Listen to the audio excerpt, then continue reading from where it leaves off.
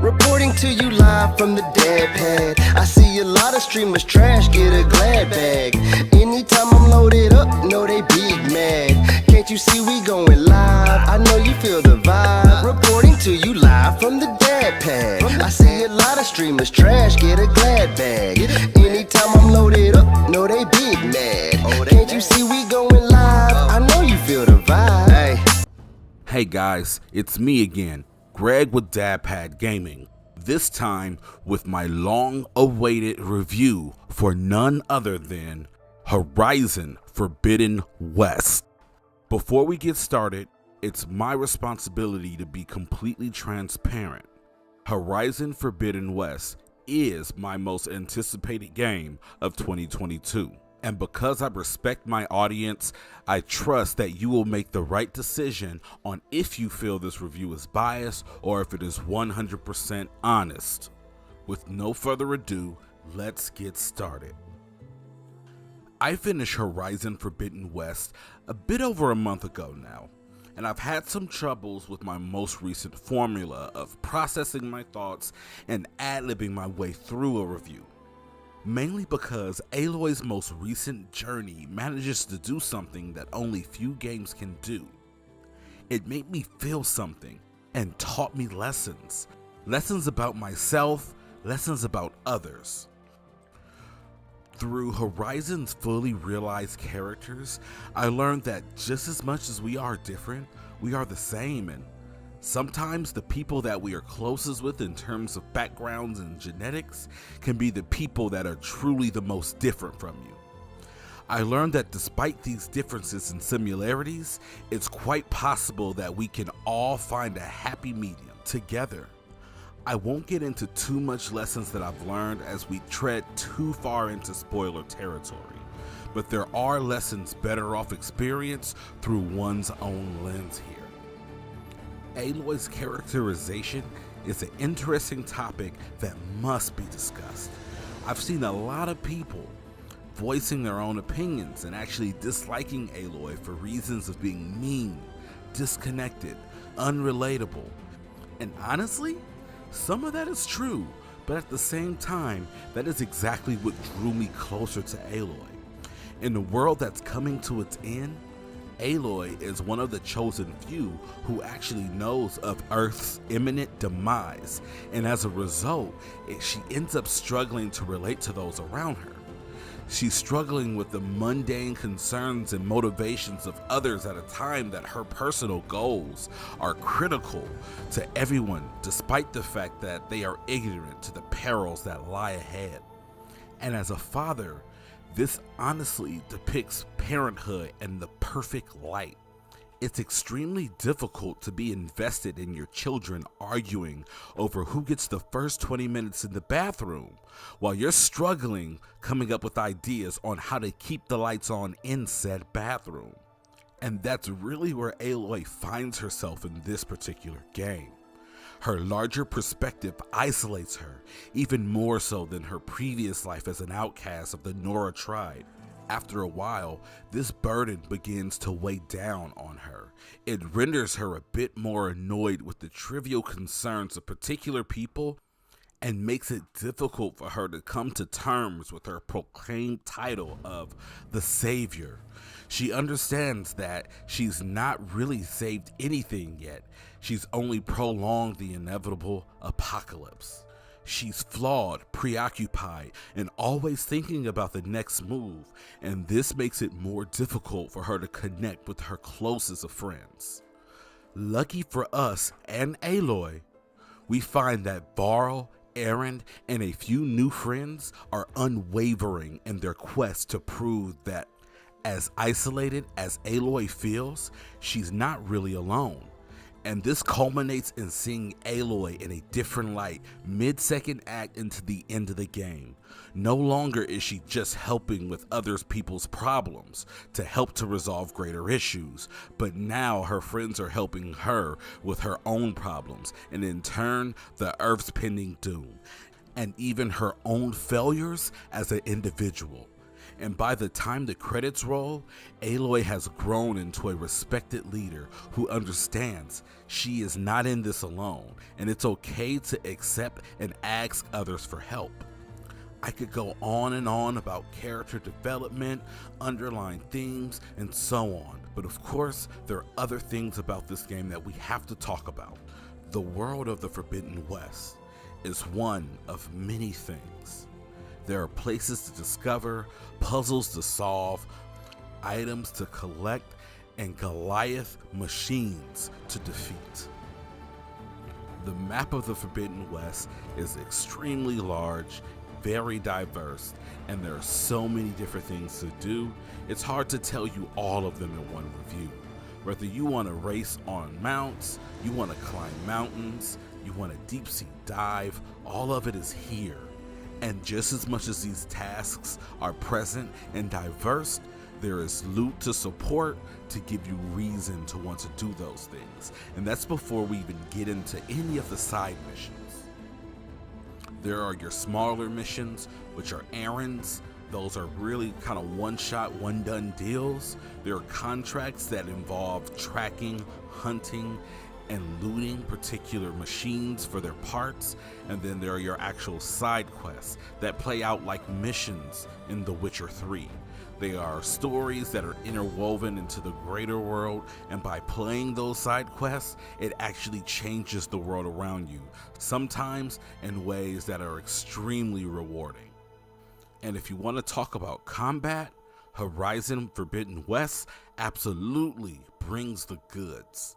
If you've played Zero Dawn, it's very similar, but the catch here is more weapon types, better melee combat, and maybe about double the amount of machines, and some of them are just as big as Thunderjaws. And with enemy types being so varied, they double down on giving you the freedom to take down any of these enemies in any way that you see fit, whether you find a bit of a way to cheese them or you find strategic ways that come to your advantage in looting those machines for their parts. And trust me, looting plays a bigger role this time around, because not only do you need to loot in order to get ammo and such, but now you'll have a bigger role to loot because a lot of the better armors in the game will require particular pieces from these machines. And furthermore, some of the most difficult resources to loot from machines are actually required to use them once you actually beat the cauldron that'll allow you to override that machine. And just like Horizon Zero Dawn, Forbidden West is no cakewalk. I'm not going to say it's Souls-like difficult, but being ill-prepared will lead to respawns aplenty. Thankfully, I played on PS5 and reload times were virtually non-existent. Forbidden West does so much well, and it's apparent that Guerrilla Games has learned so much from their first game in Horizon Zero Dawn. One of the biggest improvements, now I highlight the biggest because quite honestly, Guerrilla Games has gone out of their way to really improve on almost everything from its predecessor. But the two things that are really shining examples of learning from your mistakes are Cauldrons and Tall Necks. Starting with Cauldrons, they've done a really good job. No two Cauldrons have the same effect or gimmick now. Each of them have their own things going on and are extremely different from one to another, even down to entry point. While some of them are pretty straightforward, walk in and get started, some of them actually require you to find alternate routes of interest or sometimes even a puzzle to be solved before you can enter in. As for Tall Necks, they're really cool because now most of them actually have a mission-based structure, and you have to find a means to access the Tall Neck, whether it's you can't come to it because you don't have the correct items, or sometimes even putting a Tall Neck together or repairing it before you can actually climb up and take advantage of it to expose more of the map. They just add so much to the game in such a meaningful way, because no longer are you just dealing with the normal trope of explore, climb the tower, clear the map, clear the dungeon, and move on to the next. with each cauldron and tall neck being respected as its own unique mission, it absolutely provides variety to such a big world. And we know that with these open worlds where things get so monotonous and tasky and to-do listy, we need as much variety as we can to make it feel like a truly open, diverse, breathing, living world. But of course, not everything that happens in the Forbidden West is sugar, butterflies, and rainbows. There are some things that can be improved in this title. The biggest issue that Horizon Forbidden West has is its lack of defensive capabilities. Whether you're in the water, head-to-head combat, hand-to-hand melee combat, no matter. The defensive capabilities are extremely limited, and that really does put a cap on how good the combat can truly become.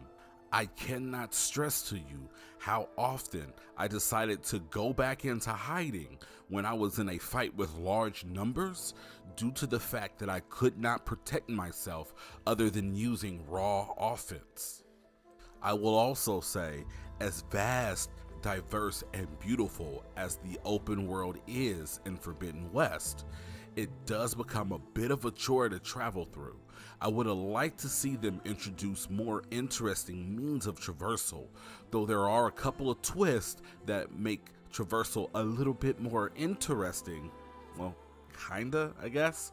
I don't want to really spoil it.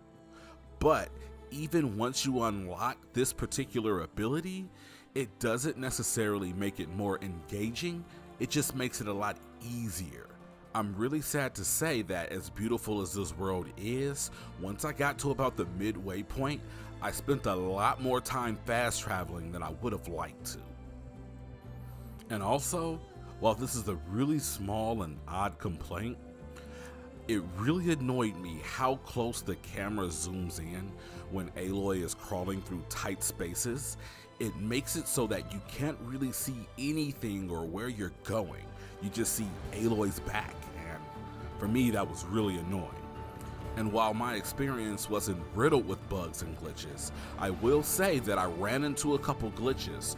One of them that was so bad I actually had to quit the game and reload a previous loaded save game from a manual save file.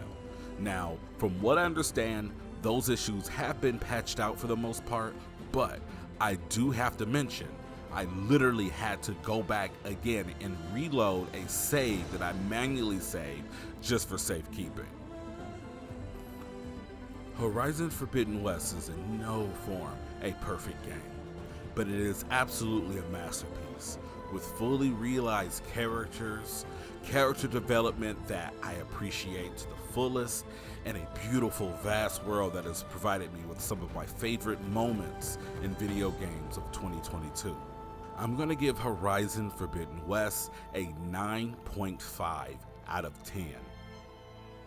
I'm honestly not shooting for too many half scores when I give these games scores, but honestly, Horizon Forbidden West is too good to be a 9, but some of those glitches and bugs that I ran into, as well as those defensive capability issues, made it fall short of a perfect score. I want to thank you guys so much for coming by to check out my review of Horizon Forbidden West. Please stop by, drop a comment, let me know, have you played, have you finished, or will you be purchasing Horizon Forbidden West, or what was your favorite game of 2022? Definitely be sure to like and subscribe as well, because here at Blerd Lines Podcast, we will continue to crank out quality content, and we look forward to engaging with you guys in the future. Thanks again, guys, and have a wonderful day.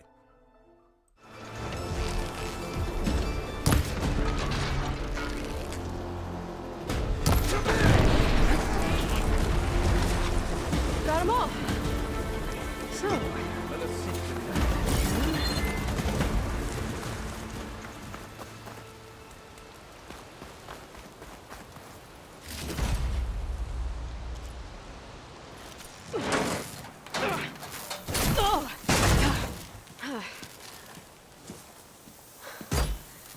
Not looking forward to hauling this all the way to the bulwark.